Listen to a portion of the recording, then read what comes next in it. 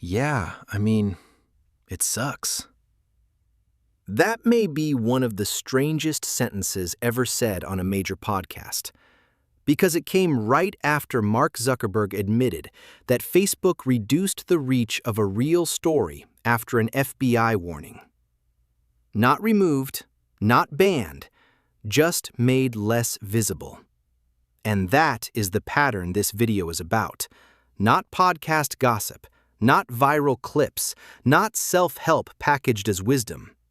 This is about 5 truths that were said clearly, on camera, in long-form public conversations by people with direct knowledge, real credentials, or both. A censorship mechanism that works through invisibility. A surveillance system that courts later ruled illegal.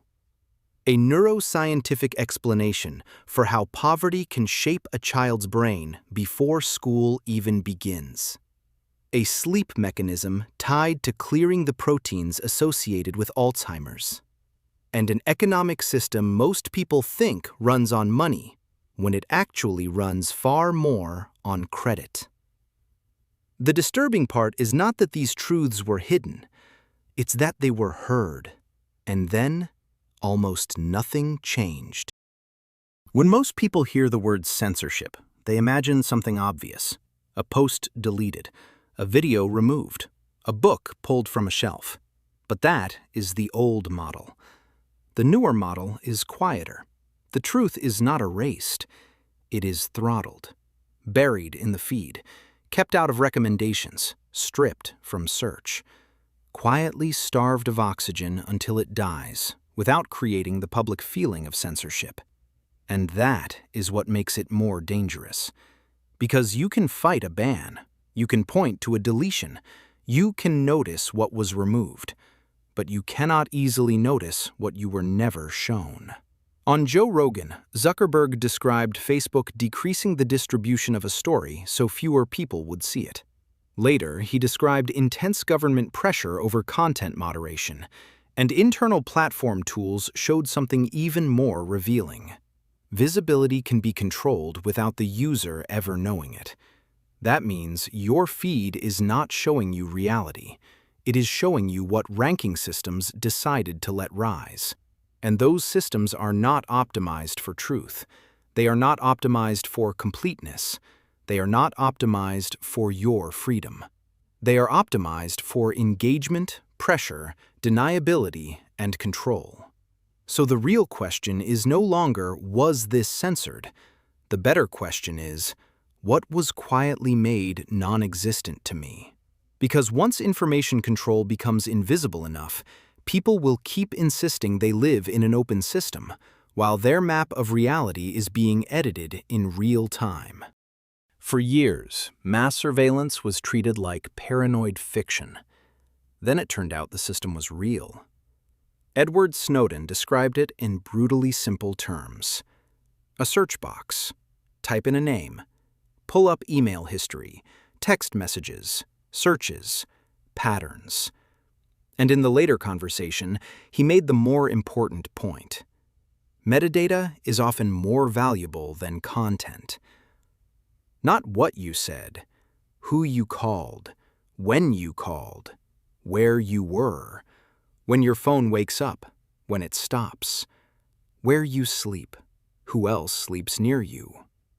That creates what intelligence analysts call your pattern of life. Pattern of life. Not one message, not one suspicious phrase. A pattern. A model of your life built from digital residue alone. And that destroys the old privacy cliché. The issue is not whether you have something to hide. The issue is whether institutions can build a searchable map of your existence without your consent. And the reason this matters is simple. This was not just creepy, it was later ruled illegal. And official review bodies found that the program made no concrete difference in stopping terrorist attacks. So now, the picture gets worse. One system shapes what rises into your awareness. Another records the pattern of your life beneath it. And the next truth cuts deeper still. Because it does not just watch behavior, it shapes the machinery behind behavior itself. People love moral explanations. Discipline, willpower, good choices, bad choices, impulse control, delayed gratification. They speak as if these capacities arrive evenly distributed, and life simply rewards whoever uses them better. But the neuroscience does not flatter that fantasy. Robert Sapolsky laid out the mechanism with unusual bluntness. Chronic stress during pregnancy and childhood raises stress hormones, alters stress reactivity, and is associated with measurable changes in the developing brain, especially in the amygdala and the prefrontal cortex. That is not a metaphor. It means that for some children, the very systems involved in planning, restraint, emotional regulation, and doing the harder, right thing are already under biological pressure before school even starts. Sapolsky's most devastating line is that by age 5, you have already picked the wrong family to be born into, and your trajectory is already being affected. Not determined, but affected. The odds are altered before choice even enters the room. That should change how we think about school, about punishment, about work, about the stories we tell about merit. Because poverty is not only about missing money. It is not only about worse neighborhoods. It is not only about fewer opportunities. It is also, in part, about early stress writing itself into the systems later judged by schools, courts, employers, and society as if they had developed on a level field. And that does not erase agency, but it does destroy the lazy moral comfort of pretending everyone begins with the same internal equipment. If a child can be biologically disadvantaged before making a single meaningful choice, then some of what society calls failure is actually delayed recognition of prior damage. Most people still talk about sleep as if it were soft. Rest, recovery, recharge, a wellness habit. But the stronger framing is much harsher. Sleep is maintenance. Matthew Walker used a phrase simple enough to stick. There is a sewage system in the brain, and during deep sleep, it kicks into high gear and clears metabolic waste. Later interviews made the mechanism even clearer. During deep sleep, brain cells shrink, channels open, cerebrospinal fluid washes through the brain, and that flow helps clear waste products, including beta amyloid, one of the proteins associated with Alzheimer's disease. That changes the meaning of a bad night's sleep, because now you are not just tired. You may be interfering with a biological cleaning process tied to the removal of the very proteins associated with neurodegeneration. That does not mean sleep is the only cause of Alzheimer's. It is not. But it does mean sleep is not cosmetic, not optional, not a lifestyle accessory. It is neurological sanitation. And suddenly, ordinary behaviors look different. The drink that destroys deep sleep, the phone at 2 a.m, the schedule that treats exhaustion like professionalism, the years spent acting like burnout is a badge of seriousness. The damage from all of that is quiet. You do not feel the waste accumulating. You do not watch the mechanism fail in real time. That is exactly why it is easy to dismiss. Most people think the economy runs on money. Earn it, spend it, save it, print more of it. But the deeper mechanism is more unsettling. Modern economies run heavily on credit, promises layered on promises, debt rolled into more debt. Expansion built on borrowing that feels stable for so long that people forget the structure beneath it. Ray Dalio's framing is blunt. What most people think of as money is often actually credit.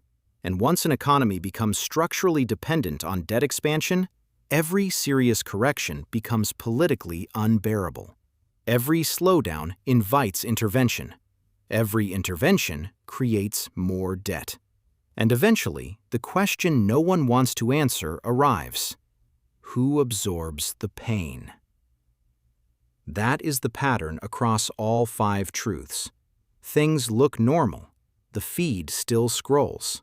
The phone still glows. The child still sits in class. The adult still gets through the day. The currency still circulates. And beneath all of that, mechanisms are quietly deciding more than most people understand. That is the real value of long-form conversation when it is good. Not entertainment, not clips, not hero worship. It is that if you listen long enough, sometimes someone finally names the mechanism. Not the slogan, not the partisan framing. The mechanism. How information is buried without being banned. How surveillance maps a life without reading every word. How poverty alters the developmental odds before a child gets to choose. How deep sleep performs biological work people mistake for mere rest. How an economy can appear to run on money while actually running on credit and rollover. And then the real test begins. Not whether the clip trends, not whether people argue about the host, not whether a phrase goes viral for 48 hours. The real test is whether the truth changes anything. How you judge people, how you think about privacy, how you read your feed, how you treat sleep, how you interpret the economy, how seriously you take the systems you live inside. Because the most dangerous truths are not always the ones hidden from us. Sometimes they are the ones said clearly, heard widely, and then trained into the background until they feel like nothing at all. Maybe that is the darkest truth in this whole video. Not that the system kept its secrets, that it explained itself, and most people kept scrolling.